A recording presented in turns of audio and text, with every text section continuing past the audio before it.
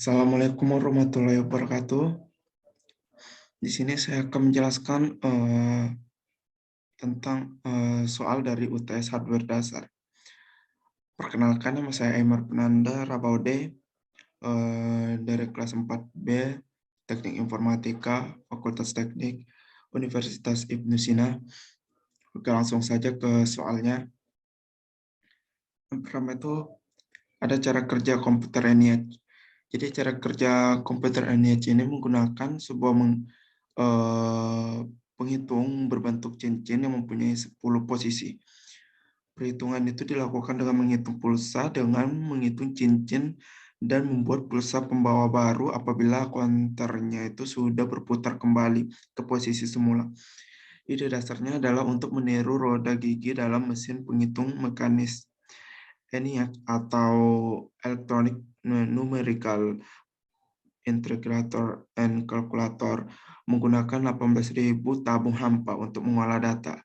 ENIAC ini mempunyai bobot seberat 30 ton, panjang 30 meter, dan tinggi 2,4 meter, dan menghitung daya listrik 174 kW pada tahun 1950-an.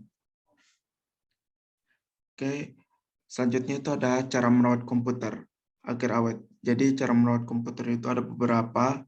Yang pertama itu secara hardware kita dapat membersihkan secara teratur. Debu debu merupakan musuh utama dari semua perangkat elektronik, terkecuali komputer. Bila komputer tidak dibersihkan secara teratur, maka hal pertama yang akan kamu rasakan itu penurunan performa dan lebih cepat panas. Tumpukan debu pada hardware inilah yang harus kita atasi agar performa komputer kita tetap normal. Untuk membersihkannya, kita cukup perlu membuka casing komputer dan membersihkannya dengan kuas atau bahkan air kompresor. Tapi kalian harus memastikan telah mencabut aliran listrik sebelum membersihkan komputer, karena akan sangat berbahaya bila tidak mencabutnya. Atau cara paling amannya itu untuk membersihkan hardware adalah dengan menggunakan kuas, karena lebih bersih ketimbangan menggunakan air kompresor. Menggunakan alat bantu seperti air kompresor itu mungkin akan mempercepat proses pembersihan, namun kurang bersih ya.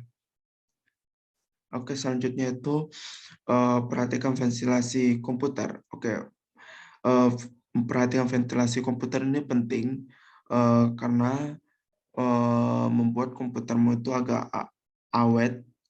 Ventilasi yang kurang baik itu menyebabkan panas yang berlebih sehingga membuat hardware komputer kita itu lebih cepat panas, yang berimbas pada umur hardware.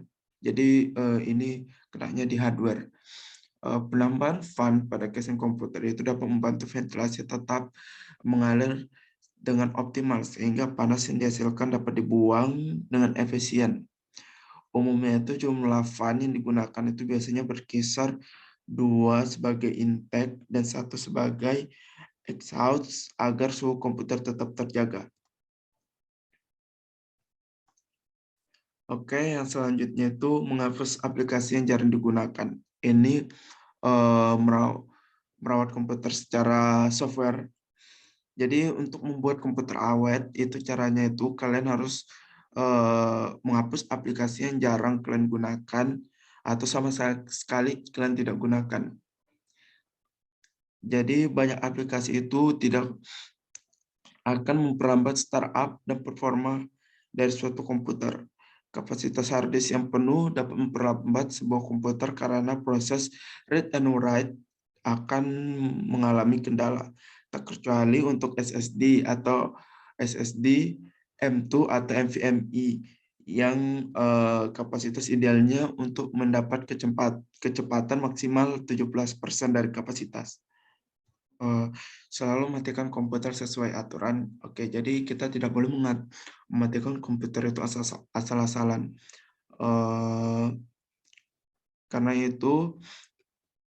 Karena kalau kita mematikan komputer secara asal-asalan dan tidak sesuai dengan prosedur, maka itu akan merusak hardware cepat atau lambat.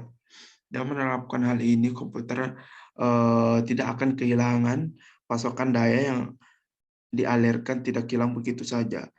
Mematikan komputer secara asal-asalan dan tidak sesuai dengan prosedur akan sangat merusak hardware, cepat atau lambat. Dengan menerapkan hal ini, mematikan komputer sesuai aturan ini dapat memperpanjang usia hardware dalam sebuah komputer.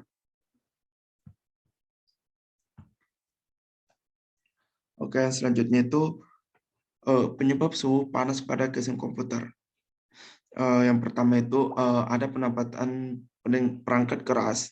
Jadi kita harus mempertimbangkan penempatan perangkat keras yang dipasang pada motherboard. Misalnya untuk menempatkan SSD atau M2 langsung pada di bawah GPU itu tidak ideal karena dapat menempatkan perangkat penyimpanan langsung di jalur udara yang panas yang keluar dari GPU.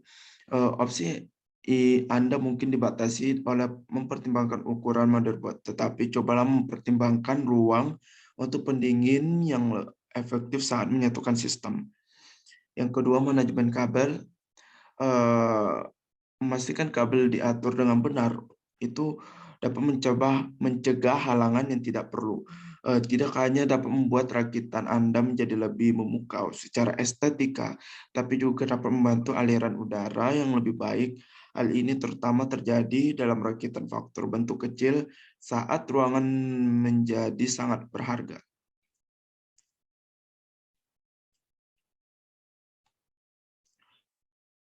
Oke, selanjutnya itu ada kebersihan.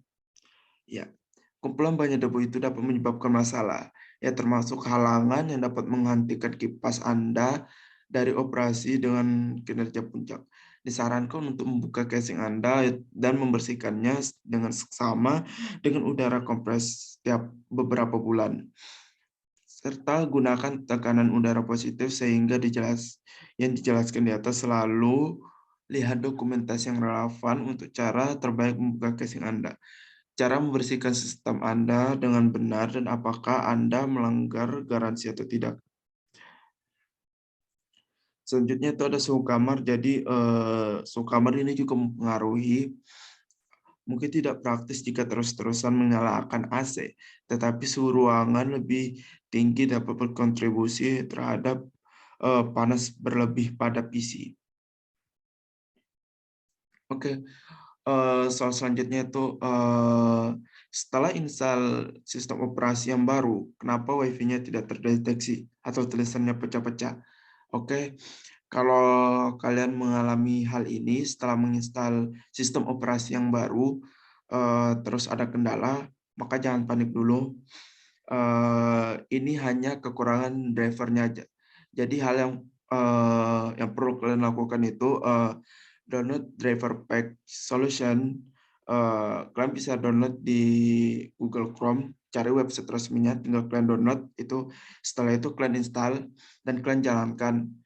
Di situ kalian akan bisa download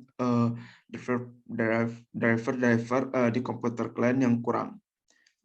Jadi cara mengatasinya mudah, tinggal kalian download driver pack aja. Selanjutnya itu ada masalah umum komputer dan bagaimana cara mengatasinya atau solusinya. Yang pertama itu ada missing DDL files atau DDL error. Oke, ini adalah kasus di mana komputer itu memiliki data yang korup. Kasus ini membuat kita tidak bisa menjalankan aplikasi-aplikasi tertentu, namun terdapat juga aplikasi yang bisa dijalankan walaupun tetap tertulis adanya DDL yang hilang. Ya, cara mengatasinya itu adalah dengan menggunakan fitur sistem file checker. Jadi fitur ini men-scan lewat sistem file checker. Jadi kamu dapat mengetahui apa aja yang hilang serta fitur tersebut diganti atau diperbaiki.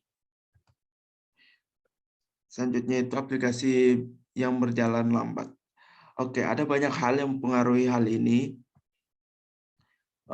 Tapi yang paling umum itu komputer yang tidak kuat untuk mengolah kekuatan dan memori. Hal ini bisa dikarenakan RAM yang kecil, hard drive yang penuh, ataupun aplikasi yang berat.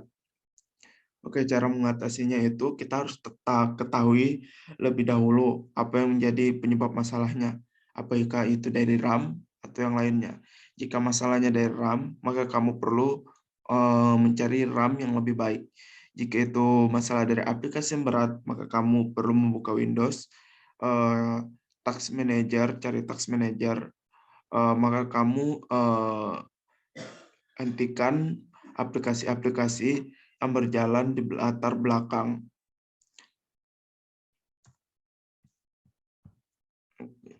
Selanjutnya itu ada malware. Malware ini seperti virus, tetapi lebih berbahaya. Malware dapat melukai ataupun menghentikan komputer beserta sistem-sistemnya. Jadi cara mengatasinya itu mudah dengan menggunakan malware tools dan terus-menerus mengupdate-nya. Perlu diingat, malware tools ini berbeda dengan virus software. Jadi kita perlu menginstal kedua-duanya. Selanjutnya itu ada hardware failure. Jadi ada permasalahan di mana hard disk itu tidak terbaca. Biasanya ini dikarenakan umur hard disk yang memang waktunya itu harus diganti. Jadi kabar baiknya itu hard drive itu mudah diganti, tetapi ketika kita ganti maka data-data kita semua itu akan hilang. Jadi cara mengatasinya itu kita tuh harus membackup secara reguler data-data kita tiap 1 minggu sekali ataupun sebulan. Jangan sampai lupa karena kita tidak tahu hard disk kita itu kapan akan mati. Oke, selanjutnya itu ada layar beku. Mungkin kalian itu cukup sering mengalami hal ini karena layarmu itu tiba-tiba saja beku dan tidak ada yang bisa kamu lakukan. Itu bisa dikarenakan hardwaremu yang bermasalah atau software. Jadi cara mengatasinya itu menggunakan Windows Task Manager jika komputer kamu masih bisa merespon. Tetapi jika benar-benar sudah tidak bisa diapa-apakan, maka kita hanya perlu reset hard. Sekian dari saya. Bila ada kekurangan kata, mohon dimaafkan. Wassalamualaikum warahmatullahi wabarakatuh.